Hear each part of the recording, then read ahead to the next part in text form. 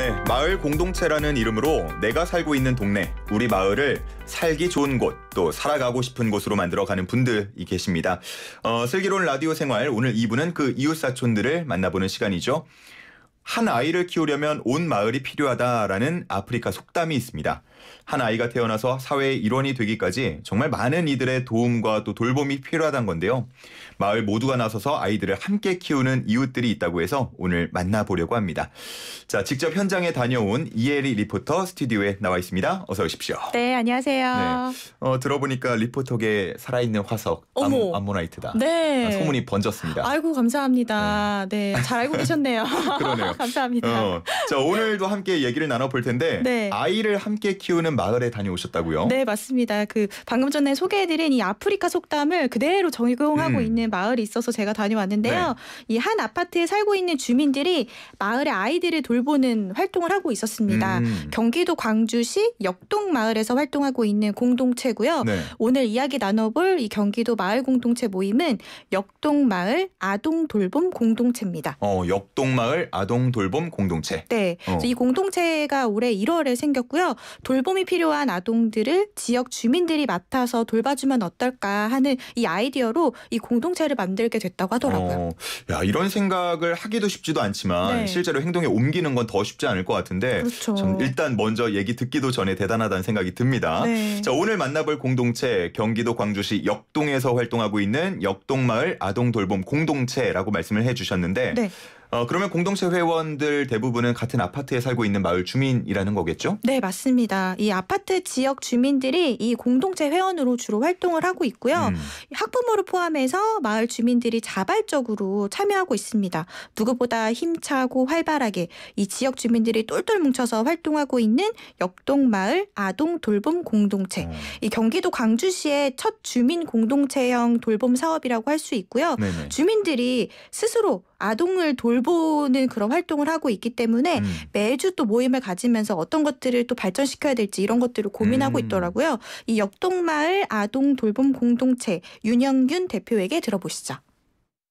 우리의 아이는 우리가 돌본다는 그런 취지로 저희 주민들이 직접 아이를 돌보자 해가지고 이렇게 만들어진 아동 돌봄 공동체입니다. 광주에는 이 돌봄 공간이 돌봄을 할 수 있는 그런 공적인 돌봄이 거의 없어요. 그러다 보니까 돌봄의 문제가 여성들의 경력 단절이나 그 저출산의 문제하고 직결되는 문제거든요. 특히 초등학교 들어오기 전에는 그래도 어린이집이나 유치원에서 어느 정도 그게 늦게까지 봐주는데 초등학교에 올라오면 5시 이후에는 아이들이 갈 데가 없는 거예요. 그래도 엄마들이 학원을 돌린다든지 뭐 이렇게 해가지고 뭐 이렇게 아이들이 돌봄이 되는 건데 그것도 힘든 가정들은 이제 엄마들이 직장을 이제 다니시던 대로 관두고 하는 그런 문제죠. 그러니까 저희들이 이런 주민 스스로가 우리 아이는 우리가 돌본다는 그런 모델이 다른 동네에서도 우리를 벤치마킹해서 확산됐으면 좋겠어요. 야, 공동체 대표의 이야기를 들어보니까 네. 역동적으로 움직인다 그렇죠. 생각이 드네요. 역동마을 아동 돌봄 공동체 이야기를 하고 있는데 네. 사실 이렇게 돌봄 활동을 하려면 공간이 필요하지 않습니까? 그렇죠. 어느 공간에서 아이들을 돌보고 있는지도 궁금하네요. 네, 그 역동마을 4단지에 커뮤니티 센터라고 있어요. 원래 이 공간은 주민들이 이용할 수 있는 쉼터 공간이거든요. 그런데 이 아파트 주민들이 이 공간을 아이들에게 내어주게 되면서 이런 돌봄 전용 공간이 생기게 됐습니다. 이 공간에서는 아이들이 보다 자유롭게 돌봄 활동을 할 수 있고요. 또 이 공간의 이름 또한 행복 꿈터라는 이 이름으로 이름 좋네요. 네, 아이들이 정말 행복과 꿈을 꿀 수 있는 그런 공간으로 자리 잡았으면 하는 그런 바람에서 이 공간을 또 짓게 됐고요. 이 곳에서는 교육이 진행되는 공간도 있고 또 아이들이 책을 읽을 수 있는 뭐 책들도 비치해놨고 또 특히나 이 공간이 올 여름에 굉장히 많은 양의 비가 내리면서 이 공간에 물이 가득 찼다고 해요. 그래서 이 공간을 새로 이제 시설 뭐 개선 공사 같은 거를 실시하게 되면서 지난 11월 초 7일인가 그때 개소식을 열었는데요. 이 행복꿈터 개소식 현장도 저도 함께 했는데 그 현장으로 가보겠습니다. 약간 쌀쌀해진 날씨지만 이렇게 찾아와 주신 공동체 회원들과 외부인들께 감사드립니다. 저희 역동마을 아동 돌봄 공동체는 2020년 1월에 첫 모임을 가졌습니다. 우리가 스스로 우리의 지역의 아이들은 우리가 직접 돌보자라는 취지로 모여서 공동체를 만들었고 현재 9명의 임원이 매주마다 1월부터 지금까지 쉬지 않고 모여서 공간을 조성하고 함께 준비해 왔습니다. 현판 전달식을 잠시 갖도록 하겠습니다. 하나, 둘, 셋. 네, 뭔가 그 좀 약간 떨리는 목소리에서 아이들을 위한 마음이 좀 느껴지는 것 같았습니다. 네.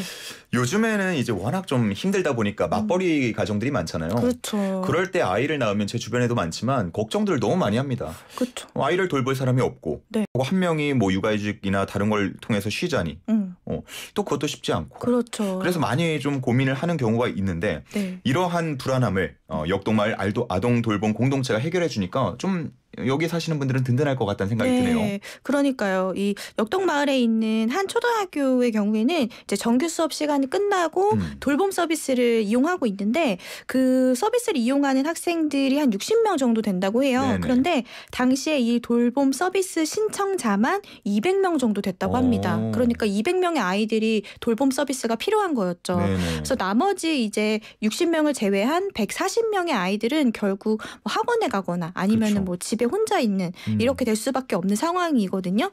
부모들도 직장이 있으니까 보통 이제 퇴근 시간 이후에 집에 도착하면 한 7시 전후 정도 되잖아요. 그렇죠. 예. 그러면 아이들이 하교를 하고 부모님이 올 때까지 혼자 있어야 하니까 부모들은 어린 자녀가 집에 혼자 있게 되면 불안하기 불안하죠. 때문에 이런 돌봄 서비스가 필요했던 상황이었습니다. 여기에 또 코로나19가 장기화되면서 아이들이 학교 가는 날도 있고 안 가는 날도 맞아요. 있고 하니까 부모님 입장에서는 양육 부담이 큰 상황인데요. 이런 아이들이 돌봄을 받지 못하는 이런 시간이 점점 늘어나면서 문제가 되고 있기도 하고요. 그래서 이런 문제를 마을 공동체가 함께 힘을 모아서 아이들이 돌봄을 받을 수 있기 때문에 부모들의 걱정을 또 한시름 덜 수 있게 됐습니다. 네.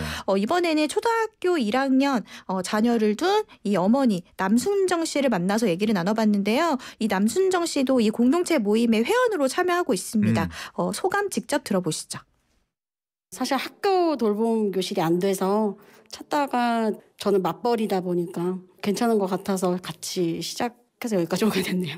돌봄 교실이 안 되면 어쨌든 저는 제가 퇴근해서 오는 그 시간까지 혼자 있는 공백 그 시간을 어떻게 뭐 학원 사실 뭐 보내긴 하는데 그렇게 하기 너무 아이가 힘들어해서 어쨌든 돌봄 교실 안에서 뭐 쉬기도 하고 간식도 먹고 활동도 하고 안전할 것 같아서 좋은 기회인 것 같아서 어른들이 있는 곳에서 누군가가 봐주고 있다라는 게 더 안정적이니까 사실 집에 혼자 있으면 뭘 어떻게 하고 있는지 모르니까 그게 걱정스러웠는데 지금은 그런 건 되게 마음이 놓이죠. 공동체로 저희 마을 주민들끼리 이렇게 어쨌든 뭐 마음 모아가지고 봉사하면서 하는 거니까 그게 가장 좋은 것 같아요. 일단은 뭐 또 취지가 참 좋은 것 같고 이렇게 네. 마음들을 얘기를 직접 들어보니까 그 마음이 전해져서 참 좋습니다. 근데 이 부모님들이 참 아이를 맡기고 싶다는 생각을 많이 하실 것 같아요. 네. 경쟁률이 좀 높을 것 같은데요. 네, 맞습니다. 그리고 특히나 이런 공간이 경기도 광주시에는 많지가 않아요. 거의 뭐 첫 번째 이런 시범 사업이라고 할 수 있는데 그렇다 보니까 많은 이제 학부모들이 문의가 많았다고 하더라고요. 네네. 우선은 그 아이들이 이용할 수 있는 행복꿈터를 이용할 수 있고 이 돌봄 서비스를 이용할 수 있는 아이들은 역동 마을에 살고 있는 그 4단지 아파트 지역 주민들의 아이들이 우선은 이 행복꿈터 그리고 이 돌봄 서비스를 받을 수 있고요. 그리고 역동 마을에 다니고 있는 그 뭐 학생 또는 그 7세 예비 입학생들이 주로 참여할 수 있습니다. 이 학생들은 뭐 장시간의 돌봄을 이용할 수 있고요. 또는 뭐 짧은 돌봄 또는 긴급 돌봄 이렇게 시간제로 이용할 수 있었는데 평일에는 오후 3시부터 7시까지 네. 그리고 방학에는 평일 오전 9시부터 오후 1시까지 이렇게 아이를 맡길 수 있더라고요. 네. 그리고 이 행복꿈터에는 학부모와 아이를 위해서 다양한 교육 프로그램도 진행하고 있었습니다. 어린이들을 위한 이런 알짜배기 교육 프로그램인데요. 뭐 어린이 요리, 뭐 댄스 또는 뭐 식생활 개선 뭐 이런 교육들 또는 뭐 전래놀이 그리고 가족과 함께 소풍을 간다거나 학부모 공동체 교육 등이 진행되고 있었습니다. 이 행복꿈터장 이서인 씨에게 들어보시죠. 아이들이 스스로 오고 싶은 곳, 그런 곳으로 좀 만들고 싶어요. 제일 중요한 게 사람이잖아요. 같이 이렇게 협동해가지고 하는 게 쉽지가 않아요, 사실. 그런데 잘 또 이렇게 해주셔서 여기까지 온 것 같아요. 같은 생각을 가지고 같은 기회를 갖는 사람들? 저희 앞으로는 사회에 공헌할 수 있는 그런 공동체가 됐으면 좋겠어요. 마을 전체에 주민분들이 공동체에 더 관심을 갖고 꼭 여기 사단지 커뮤니티가 아니어도 다른 커뮤니티 센터에서 아이들이 좀 이렇게 자유롭게 활동할 수 있는 그런 공간을 또 이렇게 좀 만들어줬으면 좋겠더라고요, 저는. 우선 행복꿈터가 지금 있는 4단지 아파트 지역 주민분들이 아이들이 먼저 이용을 할 수 있고 그다음에 역동마을에 있는 초등학생과 예비 입학생들이 이용할 수 있다. 근데 방금 말씀하신 것처럼 이야기에서도 나왔지만 역동마을을 계기로 좀 이런 공간들이 많이 조성이 되면 뭐 경쟁률 이런 거 신경 쓸 필요가 없어지잖아요. 그렇죠. 그리고 부모님들도 마음 놓고 또 직장 생활도 할 수 있고 또 아이들은 이런 공간을 통해서 여러 가지 교육을 받으니까 좀 더 다른 여러 가지 활동들을 할 수 있잖아요. 그래서 서로에게 윈윈할 수 있는 그런 또 공간이지 않나 싶은데요.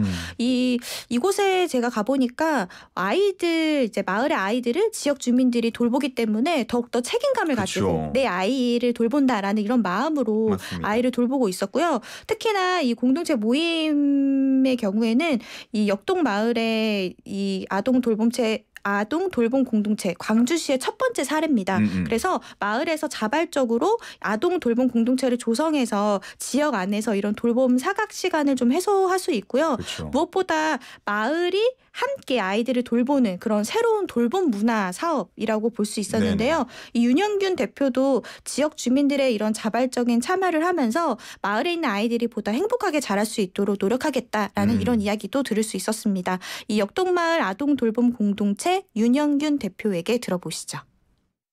진정한 공동체는 그 안에 하나가 되고 거기에 이제 결속력이 있고 자발적인 헌신들이 함께 묻어나야지 공동체지 그렇지 않고는 지속되기가 힘들거든요. 그래서 요즘 특히 저희는 아파트에서 하는 이런 돌봄 공동체이기 때문에 아파트 하면 옆에 누가 사는지도 잘 모르고 관심도 없고 그래서 이런 공간이 이 아파트 안에서도 서로를 소통할 수 있는 그런 문화적인 또는 아이들 육아를 통해서 그런 것들이 좀 소통이 되고 또 조금씩 자기의 시간과 노력과 물질이 함께 어우러지는 좀 헌신이 약간 묻어날 수 있는 그러한 살맛나는 그런 지역사회, 마을 이런 것들을 꿈꾸는 게 제가 생각하는 공동체 모습입니다.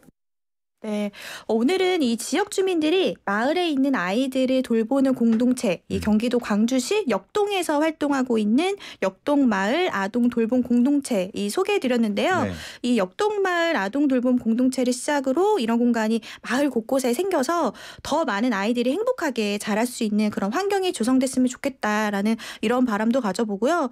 그동안 이 경기도 공동체를 다양하게 소개해드리면서 지역에 따라서 색을 갖춘 그런 공동체가 활동하고 있다라는 것을 저 또한 느꼈습니다. 그러니까요. 저는 오늘 이제 처음 만나서 이야기를 들었지만 그동안 슬기로운 라디오 생활을 통해서 소개해드린 경기도 공동체의 성격들이 참 다양했다고요. 네.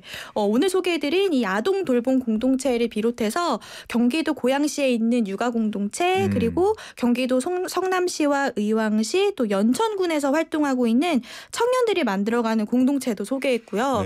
또 경기도 과천시에서 활동하고 있는 지역 주민들의 공동체의 모임 등 이런 여러 공동체 이야기를 통해서 자신이 살고 있는 마을의 부족함을 채우고 더 행복하게 살 수 있는 그런 방법들을 주민들이 함께 고민하면서 마을을 만들어가고 있었습니다. 제가 소개해드린 이 마을 공동체를 비롯해서 지금도 이 각 지역에서는 색깔이 다양한 그런 자신들만의 색을 가진 공동체를 꾸려서 활동하는 주민들이 많거든요. 그래서 이 다양한 색깔을 뽐내면서 활동하고 있는 공동체가 주변에 있으니까 찾아보시고 활동해봐도 좋을 것 같고요. 만약에 내가 찾는 공동체가 없다. 그러면 나와 같은 뜻을 가진 사람들과 함께 내가 원하는 이런 마을 공동체를 만들어서 새로운 길을 또 걸어갈 수 있고요. 그렇죠. 네, 이 방송을 들으면서 내가 살고 있는 마을에 관심도 가지고 또 내가 과연 그 속에서 어떤 역할을 할 수 있을까 함께 고민해보고 또 그렇게 자신도 마을 구성원으로 살아간다면 우리 마을을 보다 더 건강하고 행복하게 가꿀 수 있지 않을까라는 이런 생각도 들었습니다. 내가 살고 있는 이런 마을 이야기에 관심을 가지고 마을 공동체에 한번 문을 두드려보면 어떨까 싶네요. 여기저기 다녀보셨는데 어떻게 나도 이런 걸 좀 만들어야겠다 그런 네. 생각도 드셨나요? 그러니까요. 근데 사실 저는 여러 가지 다니면서 제가 사실 의견을 내는 것보다 같이 속에서 어울리면서 여러 공동체를 한번 경험해봤으면 좋겠다라는 생각도 들고 저도 지금 한 10차례 정도 소개를 했거든요. 네. 10곳을 소개해드렸는데 이미 다 그 공동체를 경험한 것 같아서 저는 10개의 또 색깔을 가진 또 그런 또 주민으로서 사람으로서 네. 이렇게 사회 구성원으로서 또 살 수 있는 그런 또 힘을 또 가지게 된 것 같아요. 10개의 색깔이라고 해서 제가 팔색조를 응용해서 발음을 하려고 했는데 네. 방송으로 좀 적절하지 않을 것 같아가지고 뭔가 또 네. 새로운 캐릭터가 또 이렇게 만들어주시지 않을까. 그러네요. 네. 예. 자, 경기도 곳곳에서 활동하는 우리 이웃들 마을 공동체 만나보는 시간이었는데 네. 오늘이 마지막이라고요. 그러니까 너무 아쉬워요. 한 100개, 200개 더 소개해드릴 수 있는데 너무너무 아쉽습니다. 그러니까요. 아유. 앞으로 또 좋은 곳에서 좋은 정보 전해주시길 바랍니다. 네. 이혜리 리포터 오늘 말씀 여기까지 듣겠습니다. 그동안 고맙습니다. 고생하셨습니다. 네.